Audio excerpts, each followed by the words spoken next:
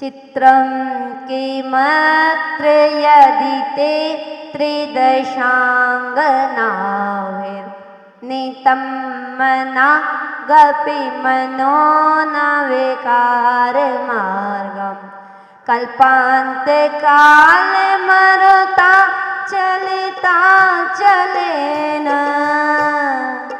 किं मन्दराद्रि शिखरं चलितं कदाचित्।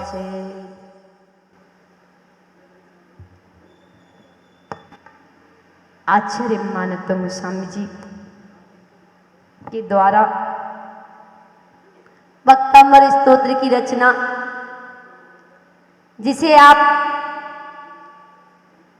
48 दिवसीय विधान के माध्यम से विधान कर रहे हैं और एक एक काव्य को समझने का प्रयास कर रहे हैं। प्रत्येक काव्य में गागर में सागर समाया हुआ है। अलग अलग काव्यों में अनेकों अनेकों उपमाएं दी हैं। आज आचार्य मानतों गोस्वामी जी अपने भक्ति के माध्यम से अपनी भक्ति को दर्शा रहे हैं। चित्रम किमत्र यदि ते त्रिदशांगनाभिः, यदि यदि ते माने आपका, मनः यदि आपका मन त्रिदशांगनाभिः देवांगनाओं के द्वारा, अपि भी हे भगवान यदि आपका मन देवांगनाओं के द्वारा भी विकार मार्गम विकारी भावों को नानीतम नहीं प्राप्त हुआ। हे भगवान, क्या कह रहे हैं आचार्य मानतों गोस्वामी जी? हे भगवान, आपका मन देवांगनाओं के द्वारा भी विकारी भावों को नहीं प्राप्त हुआ। कितनी देवांगनाओं ने भक्ति करी, लेकिन फिर भी आपका मन चलायमान नहीं हुआ। अत्र माने इसमें, चित्रम किम कहने इसमें क्या आश्चर्य है? आश्चर्य ही क्या है? हे भगवान, आपके सामने अनेकों देवांगनाएं भक्ति कर रही हैं, लेकिन आपका मन चलायमान नहीं हुआ। इसमें कौन सा आश्चर्य है? इसमें क्या आश्चर्य है? कह रहे हैं चलिता चलेना, पर्वतों को चलायमान करने वाले। कह रहे हैं पर्वत हिल सकते हैं, पर्वतों को चलायमान करने वाले। कल्पांत काल, प्रलय काल की मरुता पवन से, वायु के द्वारा। कह रहे हैं जो प्रलय काल की जो वायु है, उस प्रलय काल की वायु के द्वारा, किम माने क्या, कदाचित माने कभी, मंद्राद्रि शिखरम कह रहे हैं सुमेरु पर्वत का शिखर यानी चोटी, सुमेरु पर्वत की चोटी।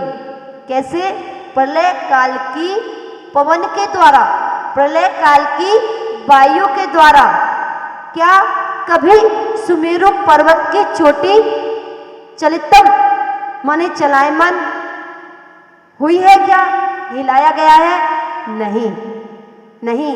क्या प्रलय काल की अगर पवन चल जाए, हवा चल जाए, तो क्या सुमेरु पर्वत की चोटी हिल सकती है? नहीं। जब वह नहीं हिल सकती तो आपका मन कैसे टिक सकता है? तो कहा कि भले ही चोटी हिल जाए, भले ही प्रलय काल की हवा से चोटी भले ही हिल जाए, पर आपका मन कभी नहीं टिक सकता। यह शक्ति केवल आपके अंदर है। जैसे वह मेरु पर्वत नहीं हिल सकता, ऐसे आपके मन को भी कोई डिगा नहीं सकता। और हिंदी में क्या कहा? मद की छकी अमर ललनाए हो,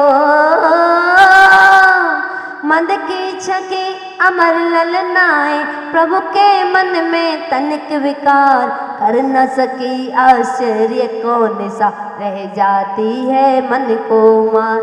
गिर गिर जाते प्रलय पवन से, तो फिर क्या वह मेरु शिखर।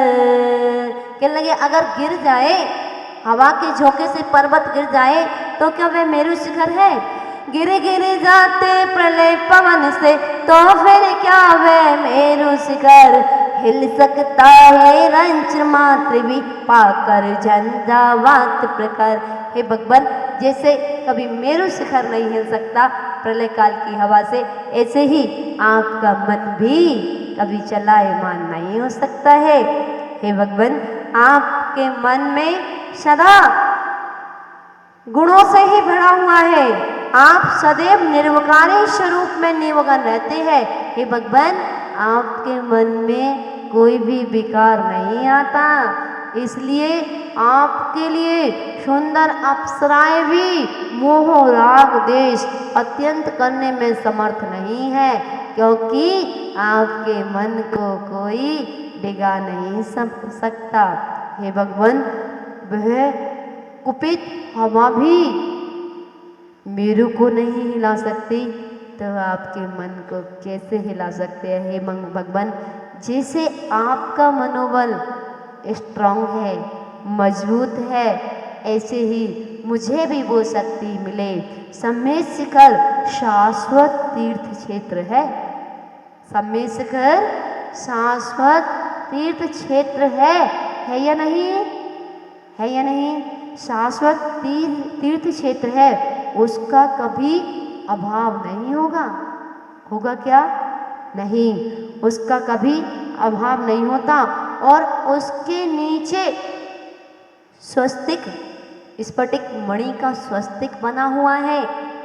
अनंत चौबीसी के अधिकांश तीर्थंकर वहीं से मोक्ष पा रहे, वहीं से सम्मेद शिखर जी से मोक्ष पा रहे हैं। मोक्ष भविष्य में भी अनंत तीर्थंकरों की मोक्ष धाम है वह शिखर जी। उस शिखर जी को एक बार मन से, वच से, तन से जो बंधन करता है, वो पशु गति में कभी नहीं जाता है। इंद्र वहां आकर के मोक्ष कल्याणक मनाते हैं। जब प्रभु मोक्ष जाते हैं तो मोक्ष कल्याणक भी वह इंद्र वही मनाते हैं, उत्सव आयोजित करते हैं। और पर्वतराज यतन किंचित फेर फार भले ही हो जावे, किंतु स्थान चेंज नहीं होता है, बदलता नहीं है। वह शाश्वत क्षेत्र है, शाश्वत ही रहता है, उसका कभी शाश्वत रूप समाप्त नहीं होता है। ऐसे ही आपका मनोबल स्ट्रांग है, मजबूत है। हे भगवान, आपके मन को भी कोई डिगा नहीं सकता। हमें भी जब भक्ति करें तो ऐसे तन्मय होके करें कि हमारे आजू बाजू में ढोल लगाने भी बजते रहे, तब भी हमें कुछ दिखाई ना दे, बस तीन लोग के नाद दिखाई दे। और जैसे ही भगवान के दर्शन करें, प्रतिमा में मैं तुमको देखो, प्रतिमा में मैं तुमको देखो, निज में तुमको देखूंगा, घाति कर्म नाश करके तेरे जैसा बनूंगा। एक बार भगवान को निहारना, देखना, डूबना और कहना, प्रतिमा में मैं तुमको देखो, निज में तुमको देखो, देखूंगी, घात कर्म नाश करके तेरे जैसी बनूंगी। उस दिन सफल मेरा जीवन होगा, पापों से बचता जीवन होगा। जिस दिन प्रभु जी तेरा दर्शन होगा, उस दिन सफल मेरा जीवन होगा। तन में हो, माला फेरो तो तन में होकर, भजन गाओ तो तन में होकर, पूजन करो तो तन में होकर। मुझे लगता है आप भोजन भी नहीं करते हो तन में होकर, तो भजन कहां से करोगे?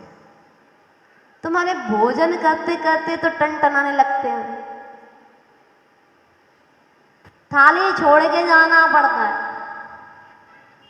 अरे भैया, दिन रात लगे हो, सुबह शाम लगे हो, ना परिवार देखते हो ना बच्चों को देखते हो, कम से कम 2 रोटी तो खा लिया करो ढंग से। उतनी देर के लिए तो फोन बंद कर दिया करो। वो 2 रोटी खाने में भी कितनी बार टन टन टन टन टन हो जाती है? 2 4 5 10 बार तो हो जाती होगी।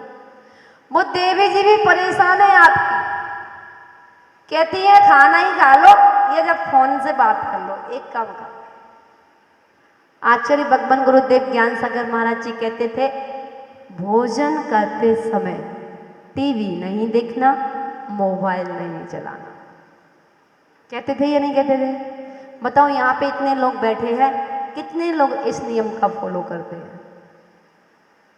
1 2, एक ने हाथ हिलाया है और 2 ने हाथ खड़ा किया है। जितने भी यहाँ बैठे हैं, अगर गुरुदेव के भक्त हैं और आप जीवन का आनंद लेना चाहते हो, अगर आप इन 48 दिनों के विधान का आनंद लेना चाहते हो, तो आज ये संकल्प ले लेना, ये नियम ले लेना कि हे भगवान, जब भी हम भोजन करेंगे दोनों टाइम का, टीवी मोबाइल नहीं देखेंगे। कितने लोग हाथ खड़े कर रहे हैं? हाथ खड़ा कर लो। अरे भैया, इसमें पैसे नहीं लग रहे, कम से कम तुम्हारा ही तो पेट भर रहा है, कौन सा हम अपना भर रहे? तुम्हारे पेट में ही वो ग्रास जाएगा जिस रोटी के लिए तुम दिन रात घूम रहे हो। तुम्हारी रातों की नींद गायब है, फिर भी तुम रोटी नहीं खा पा रहे हो। और साधु, तुम दिन रात कमाते हो, फिर भी दोनों हाथों से खाते हो। एक हाथ से रोटी तोड़ोगे, एक हाथ से लगाओ, नहीं, एक हाथ से खाते हो। तुम दोनों हाथों से कमाते हो, फिर भी एक हाथ से खाते हो। और साधु नहीं कमाते हैं, फिर भी दोनों हाथों से खाते हो। तुम रोटी के पीछे दौड़ते हो, रोटी के पीछे भागते हो, और साधु के पीछे रोटी भागती है। ये जितनी भी माताएं बैठी हैं, ये मना मना के खिलाती हैं, मना मना के खिलाती हैं। माता जी 1 गिलास, माता जी 1 गिलास, महाराज जी 1 गिलास। अभी तो आपने कुछ लिया ही नहीं है, सब कुछ दे दिया, आहार हो गया, फिर भी उस समय कितने बालक जैसा स्नेह करती है। माता जी ले लो ना, 1 ले लो ना, अभी आपने कुछ नहीं लिया, देखो हम तो इतनी मेहनत से मनाते हैं और आप लेती नहीं हो, चलो भैया दे दो। आपके वात्सल्य को देख करके और हाथ आगे आ जाता है। जब एक माँ को छोड़ने के बाद ये सैकड़ों माएँ मना मना के खिलाती है, तो काय को तुम्हारी तरह हम दोनों काय को दिन रात कमाए, काय को सरदर्दी पाले। जिसको दोनों हाथ से खाना हो वो मंच पे आ जाइए, खुला मंच है। उसके लिए परिवार का त्याग करना पड़ेगा। परिवार का बाहर से त्याग करना तो बहुत सरल है, वस्त्र उतारना तो बहुत सरल है, लेकिन अंतरंग के परिणामों को संभालना बहुत कठिन है। अगर अंदर के परिणाम संभल गए तो समझ लो संसार कम हो गया। भगवान ने अपने अंदर के मन को कंट्रोल किया। उनके मन को अनेकों देवांगनाएं हिला नहीं पाई। तुम्हारे को तो एक ही हिला देती है। एक देवांगनाएं के आ जाए सुंदर, तुम हिल जाते हो। और मुनिराज सबका त्याग करके और दिगंबर रूप धारण कर लेते हैं।